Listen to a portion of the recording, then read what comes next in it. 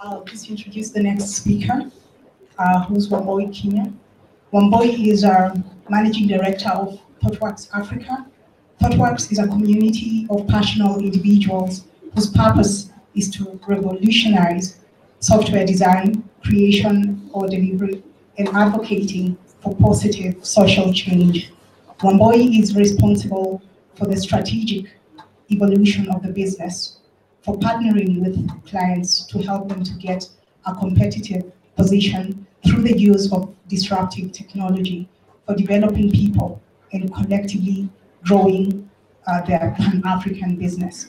Wambui has been in the professional services, digital and mobile marketing and technology consulting industry for well over 15 years and has worked in North America, Europe, and Africa for companies such as Praekelt Consulting, IBM Global Business Services, and Digitas.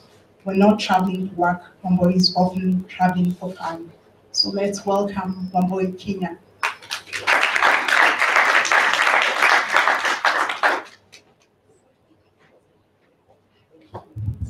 Hi everyone, good to see some familiar faces.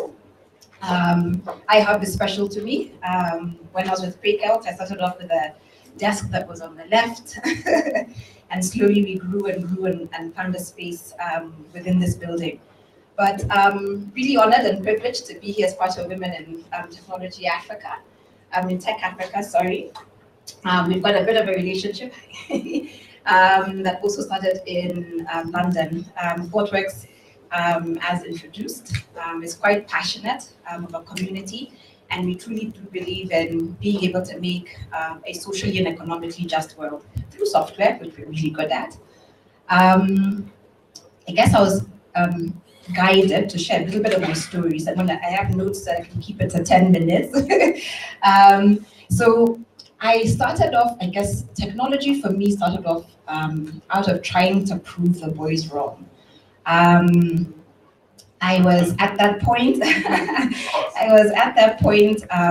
in my studies, I won't age myself too much, when you get to choose, are you going the humanities way or are you going the science way? And that kills me, we still have to do that. But anyhow, it was assumed that being the bubbly, vivacious young Wambui that I was going to go the humanities way. And so to prove the boy that had told me this wrong, I was like, no, absolutely.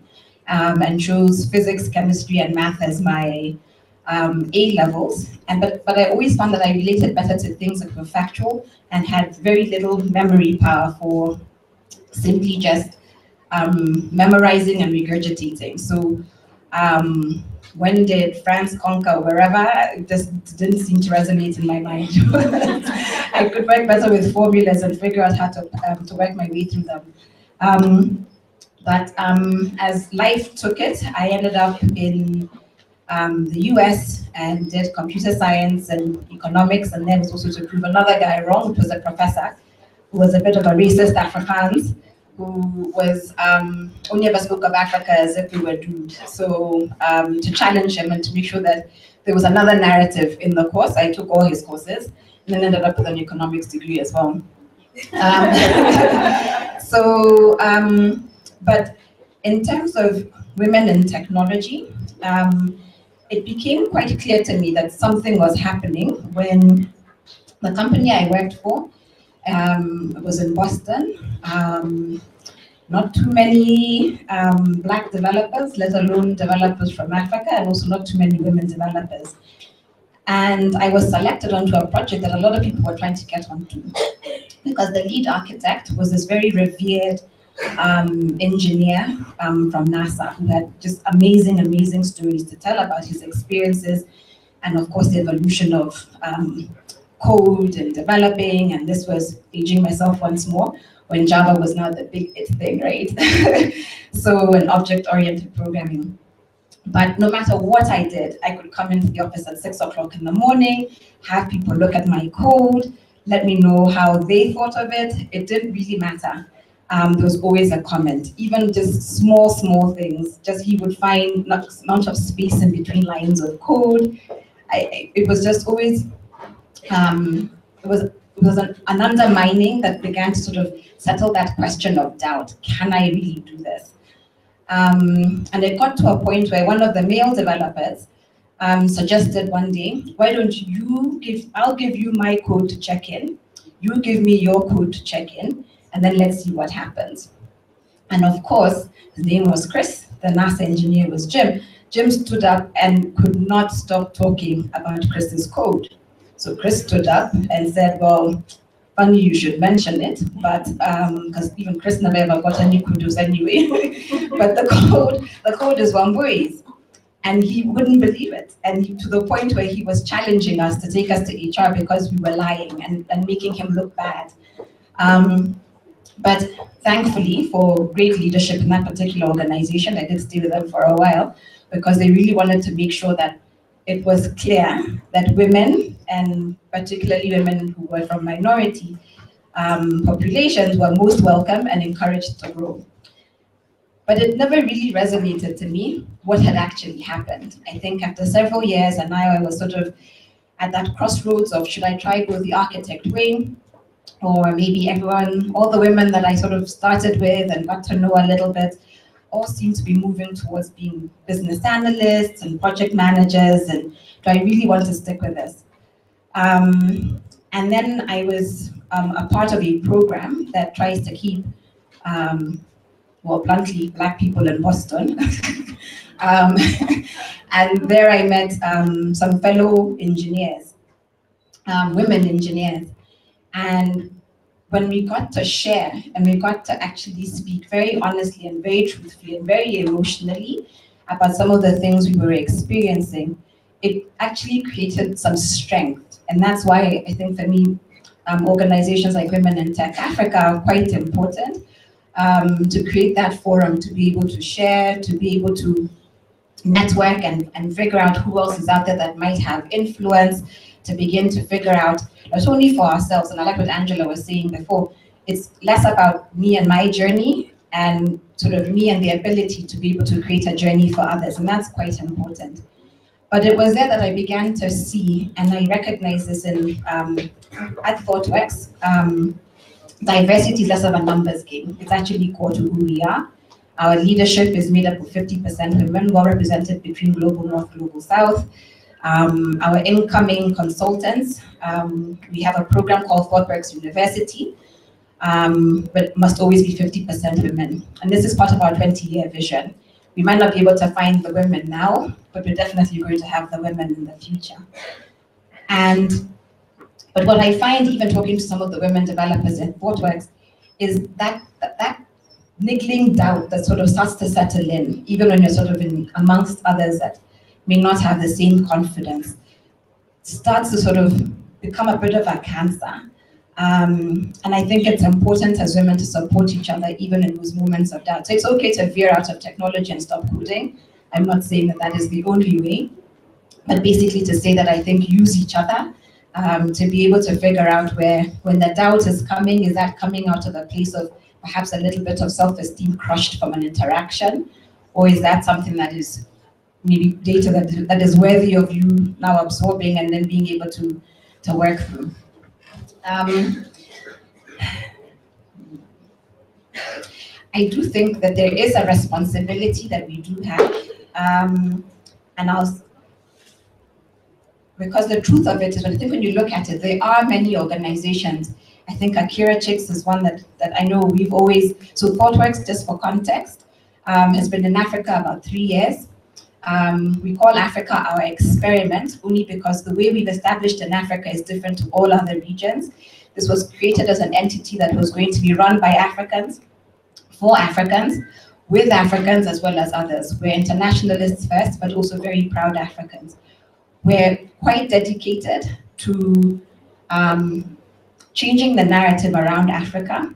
When you look back at our history, now that I'm talking about history, despite my choosing against it earlier, when you look at the history of colonialism, you look at the history of post-colonialism, and now in the space that we're in around neoliberalism, and what that is doing to us, I think it's in creating making sure that we are creating and we are solving for Africa and for the things that are true to our context, and protecting that together, so that it cannot then be taken away by others who may be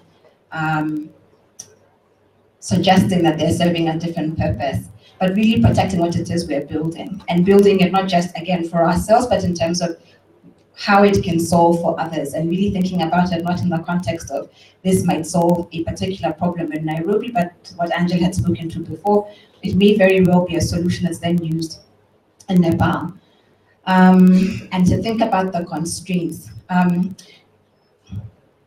We're 50%, I believe, between under the age of 50 in Kenya, we're about 50% women. Yet when you look in the percentage of women in technology, it's woefully low. And that has an impact even on the technology that's built for us, right?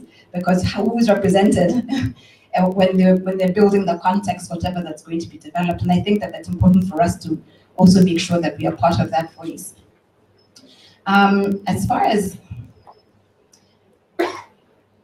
I guess, my journey, so moving away from Jim and his little crisis as far as women and African women, I think a very key influence for me was my mom, which might sound very, and I'll speak to this. So my mother was someone who she chose to be a pharmacist, and then was challenged yet again by, I keep going back to these men who keep challenging us. And at the time it was her then husband, my father. So she left when I was about 2 years old and went to pursue a master's degree in chemical engineering to prove that it was possible for women to be a chemical engineer. I don't think if I asked my father today, if he would even remember the comment that caused that reaction. But for her, in the context of, obviously it was in the late 70s, leaving this child to go to America to go pursue further education was quite shocking. And I think shocking a lot, especially to the women that were amongst and in her family. And the response she kept telling people, and today she's 68 and just got into the climate change program at Strathmore. For her, she's always looking for solving the bigger picture, even if it means for her to have to make the sacrifice of being separated from her child. So things like that have continued to motivate me in terms of how am I here to serve? How am I here to serve not as Wambui personally, but how am I here to serve with these amazing, beautiful faces amongst us? And I really do hope that with Women in Tech Africa coming to Nairobi, that's the conversation we're having. So we continue to support those organizations that are helping the next generation of women. So the Akira chicks and the programs that are looking at young girls and getting them into the programs. We run a lot of community activities, even as Thoughtworks. But then also beginning to look at how do we extend through an organization that is Pan-African, like Women in Tech, to begin to connect with other women who are similarly minded, who are also aligned, and quite committed to being able to actually make a difference, and a difference that actually serves that 50% of women who are very woefully underrepresented in technology. I think that's all I have to share, but I am looking forward to an interactive discussion. Oh, and a small plug for Thoughtworks. We're officially in Nairobi in November, and really looking forward to creating a space that is welcoming of community activities such as this as well, and to help transform and be very innovative in coming up with solutions that are built out of Nairobi. Thank you.